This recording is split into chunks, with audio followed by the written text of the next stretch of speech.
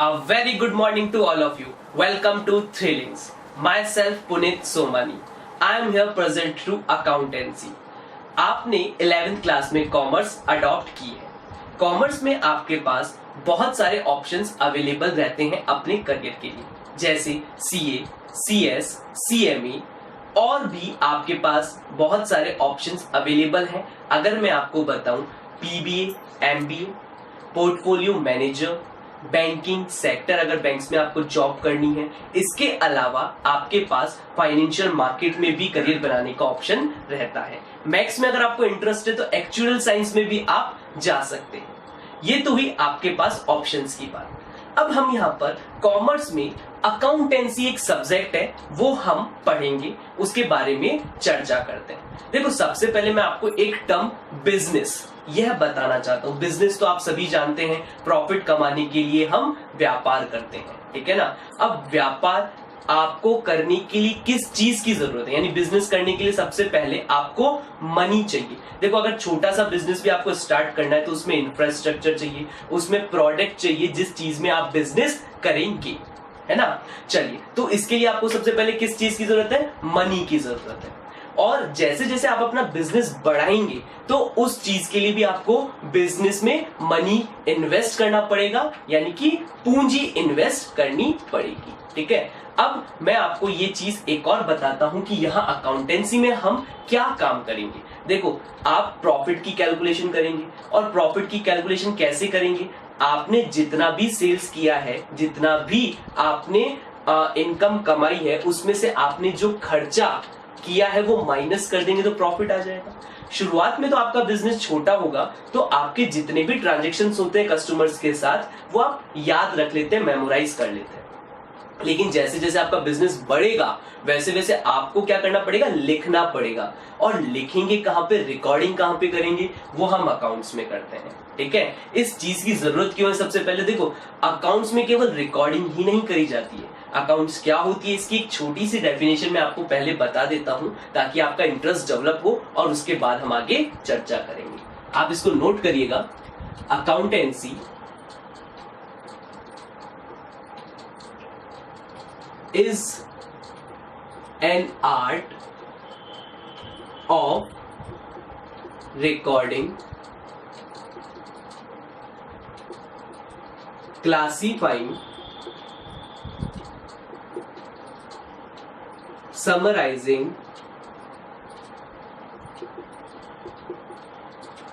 and analyzing of all transactions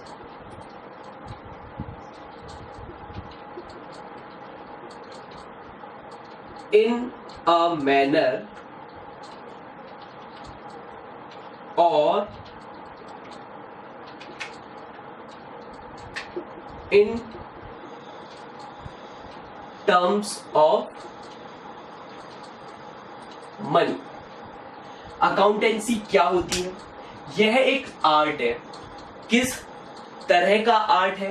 यह recording, classifying, summarising and analysing all transactions, यानी कि जो भी ट्रांजेक्शन आप कस्टमर्स के साथ करते हैं उसको अकाउंट्स में रिकॉर्ड किया जाता है, फिर क्लासिफाई करा जाता है अलग अलग भागों में, उसको फिर समराइज किया जाता है और उसको एनालिसिस किया जाता है, ताकि सभी, और कौन से ट्रांजेक्शन्स को? जो transaction in the form of money होते हैं, जो रुपयों में होते हैं और एक मैनर में होता है. ये एक अकाउंट्स की छोटी सी डेफिनेशन मैंने आपको बताई है, ठीक है. इसको मैं आगे और एक्सप्लेन करूंगा कि ये क्या काम आती है. देखो, क्या होता है ना, अकाउंट्स की जरूरत क्यों है.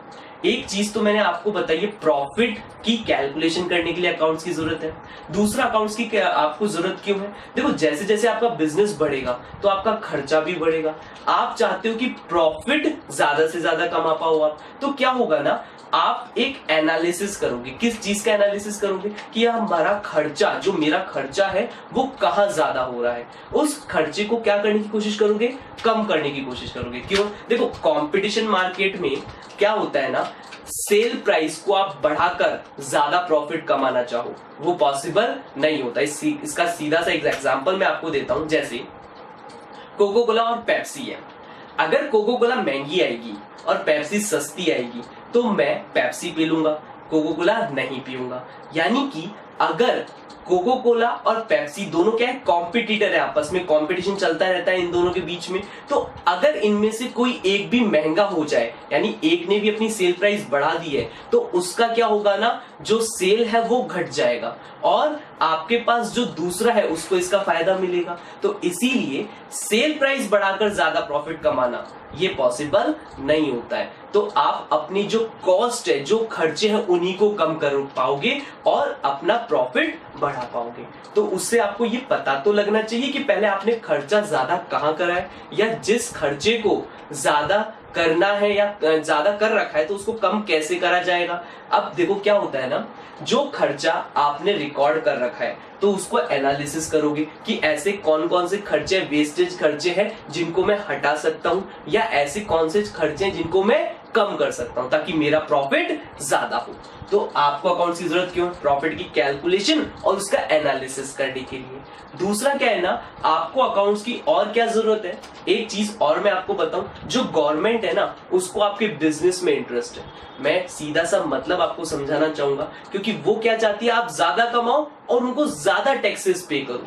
यानी कि हमको, गवर्नमेंट को, जितना भी हम कमाते हैं उसके हिसाब से उनको कर देना पड़ता है, यानी कि टैक्सेस भरने पड़ते हैं। और वो टैक्सेस कैसे भरते हैं हम, देखिए हम जैसे जैसे कमाएंगे, रिकॉर्ड करेंगे, तो अब वो हमसे उसके ऊपर टैक्स लेते हैं। अब आजकल तो डिजिटलाइजेशन हो गया है ना, तो उसमें आप क्या करते हो, जैसे जीएसटी भी एक नया एक्ट आया हुआ है, आपको पता होगा, इसके बारे में भी हम चर्चा करेंगे आगे। अब यहाँ पर क्या है ना, आपको जैसे जैसे गवर्नमेंट को टैक्सेस पे करने पड़ते हैं तो वो क्या चाहते हैं, ज्यादा कमाओ और ज्यादा दो। अब उन्होंने भी क्या कर दिया है कि डिजिटलाइजेशन करने के बाद अब जो भी ट्रांजेक्शन करोगे या तो बैंकिंग चैनल के थ्रू करोगे, और कैश में तो बहुत ही कम हो गया है आप, ठीक है ना।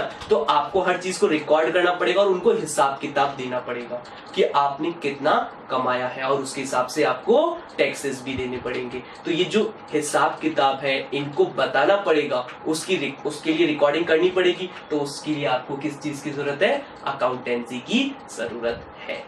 आई होप अब आप इसका मतलब थोड़ा बहुत समझ पाए होंगे। मैं एक बार और एक्सप्लेन कर दूं, यह एक कला है जिसमें रिकॉर्डिंग, क्लासीफाइंग, समराइजिंग और उसको एनालिसिस किया जाता है। रिकॉर्ड करना है, क्लासीफाइंग अलग अलग भागों में बांटना है, और समराइज उसका एक बहुत छोटा स्वरूप, मतलब उसको एक समराइज फॉर्म में लिखना है। उसके बाद उसका एनालिसिस करना है सभी ट्रांजैक्शंस का, जो कि रुपयों में होते हैं। आई होप आप ये अकाउंटेंसी की छोटी सी डेफिनेशन समझ पाए होंगे। अब मैं आपके सिलेबस की बात करूंगा कि हम सिलेबस में और क्या क्या पढ़ने वाले हैं। चलिए, आप सिलेबस चाहो तो नोट कर सकते हो, ये आपने नोट कर लिया होगा। सिलेबस में हम बहुत सारे चैप्टर पढ़ेंगे। सिलेबस में पहला मैं आपको बताऊं, हम बेसिक अकाउंटिंग टर्म्स, यानी कि हम अकाउंट्स में कुछ एक बेसिक शब्दावली, बेसिक टर्म्स होती हैं जो कि मैं आपको आगे बताऊंगा, आगे आने वाले लेक्चर्स में, ठीक है। इसके बाद मैं जर्नल एंड सब्सिडियरी बुक्स। अब ये जो रिकॉर्डिंग हम करते हैं ना, ये रिकॉर्डिंग हम जर्नल में करते हैं, यानी कि जितने भी ट्रांजैक्शन की हम रिकॉर्डिंग करते हैं वो एक बुक है, उस बुक में हम रिकॉर्डिंग करते हैं जिसका नाम है जर्नल। और सब्सिडियरी बुक्स मतलब उसकी सहायक बहियां, ठीक है, वो भी मैं आपको जब रिकॉर्डिंग या जब इसको पढ़ेंगे तब मैं इसको और अच्छे से एक्सप्लेन करूंगा। इसके बाद हम पढ़ेंगे लेजर, 4th नंबर पे हम कैश बुक, फिर बैंक रिकंसिलेशन स्टेटमेंट। ये क्या होता है मैं आपको छोटा सा शॉर्ट में बता देता हूं, इसके बारे में जब हम चैप्टर पढ़ेंगे तो और डिटेल में चर्चा करेंगे कि आपके पास आपके बैंक अकाउंट में कितने रुपए हैं, ये आप उनको वेरीफाई करते हैं। क्यों? देखो, जब साल का अंत होता है या ईयर एंड होता है या किसी भी दिन आपको आपके बैंक अकाउंट में बैलेंस चेक करना होता है, तो आप कैसे चेक करते हैं? पासबुक में एंट्री करवा देते हैं और उसके अकॉर्डिंग आपका बैलेंस आ जाता है। लेकिन बिजनेस में क्या होता है ना, जैसे सपोज करो किसी पार्टी से किसी कस्टमर ने आपको पेमेंट दिया और चेक के थ्रू दिया, वो चेक आपने अपने पुस्तक में, आपने अपने बुक्स में तो एंट्री कर ली, लेकिन असल में वो चेक आएगा कब? आप जब उस चेक को बैंक में ड्रॉप बॉक्स में डालकर आओगे और वो बैंक में ड्रॉप बॉक्स से निकालकर बैंक वाले उसको वेरीफाई करके आपके अकाउंट में क्या कर देंगे? प्लस कर देंगे। इस प्रोसेस में क्या है ना, 2 से 3 दिन का समय लगता है, इसे क्लियरिंग प्रोसेस कहते हैं। तो इसमें क्या होता है ना, आपके अकॉर्डिंग आपका जो बैंक बैलेंस है वो और बैंक के अकॉर्डिंग जो आपका बैंक बैलेंस है उसमें अंतर आ जाता है। ये अंतर को पता लगाने के लिए हम एक चैप्टर पढ़ेंगे, बैंक रिकंसिलिएशन स्टेटमेंट। इसके बारे में और डिटेल में चर्चा करेंगे जब हम इसको पढ़ेंगे। इसके बाद हम आते हैं बिल्स ऑफ एक्सचेंज पर। ये क्या होता है? देखो, बिजनेस में क्या होता है ना, कभी कभी आपको उधार माल भी बेचना पड़ता है, और जब उधार माल आप बेचते हो तो यार आपको एक गारंटी तो चाहिए ना कि वो पर्सन आपको पेमेंट कर देगा। तो आप उससे एक रिटर्न में नोट ले लेते हो कि आप 1 महीने बाद या 2 महीने बाद जितने टाइम का भी आपने उधार दिया है उसके अकॉर्डिंग पेमेंट कर दोगे। तो ये जो बिल है साइन करने के बाद एक डॉक्यूमेंट बन जाता है जिसे बिल्स रिसीवेबल या बिल्स पेबल कहा जाता है। रिसीव होगा तो बिल्स रिसीवेबल, पे करना होगा तो बिल्स पेबल होगा। ठीक है, इसको अपन डिटेल में और चर्चा करेंगे और इसकी एंट्रीज देखेंगे, यानी कैसे इसकी रिकॉर्डिंग होती है। फिर इसके बाद अपन एक और चैप्टर डेप्रिसिएशन, ये क्या होता है मैं आपको बताऊंगा। देखो, बिजनेस में आपकी बहुत सारी प्रॉपर्टीज होती है। प्रॉपर्टीज मतलब संपत्ति, ठीक है, और उन संपत्तियों में से किसी फिक्स एसेट, मैं आपको एक वर्ड बताऊंगा आगे जब मैं बेसिक अकाउंटिंग टर्म्स में पढ़ाऊंगा, तो यानी फिक्स एसेट्स पे क्या है ना, डेप्रिसिएशन लगता है। इसको हिंदी में मूल्यह्रास कहते हैं। जैसे आज आपने एक एक्टिवा खरीदी, ठीक है, और जितने की भी लाए 60,000 रुपए की एक्टिवा लेके आए, और 1 साल बाद क्या वो 60,000 में कोई आपसे वापस ले लेगा? नहीं ना, उसकी वैल्यू कम होगी ना। हो सकता है 50 में बिके, हो सकता है 40 में बिके।